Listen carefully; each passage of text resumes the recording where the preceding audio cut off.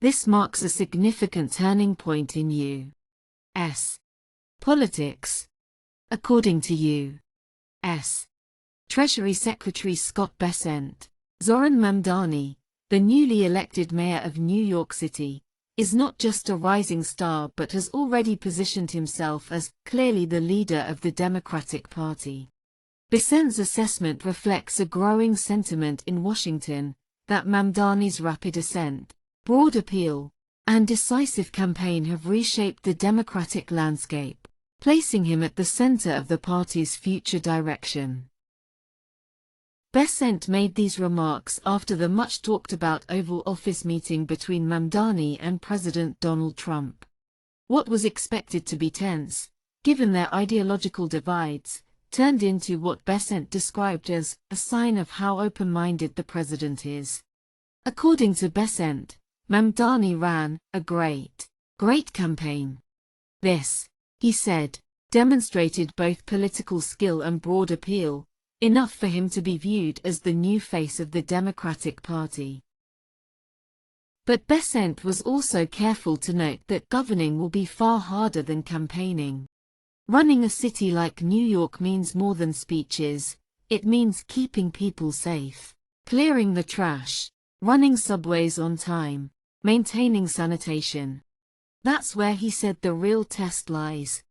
Still, Bessent claimed, the meeting's success underlines a rare moment of cross-party cooperation. For him, the fact that Trump invited Mamdani to the Oval Office and engaged with him seriously shows a willingness to look beyond politics. Observers have dubbed the encounter a political curveball, a meeting that few expected to unfold with such warmth and cooperation. Once considered ideological adversaries, the two leaders now appear poised to explore common ground on critical issues such as housing, public safety, transit reliability, and affordability. Their interaction has sparked widespread discussion about whether this moment could mark the beginning of a broader shift in U.S. politics. For many analysts, the meeting represents more than a symbolic gesture. It hints at the possibility of a new chapter in both urban governance and national political dynamics. In an era often defined by partisan gridlock, this unexpected alignment suggests that ideological divides might occasionally be set aside in favor of pragmatic, results-driven collaboration. If this partnership evolves, it could influence not only New York City's future but potentially reshape bipartisan engagement across the country. In short, Bessent's view is that the meeting was far more substantial than a carefully staged photo op.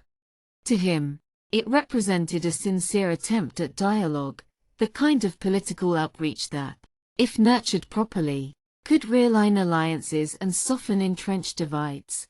What happened in that room, he suggests, has the potential to ripple outward, first through New York City's political landscape, and eventually into the broader national arena. If you like this video, then like, share and subscribe to Mirror Now.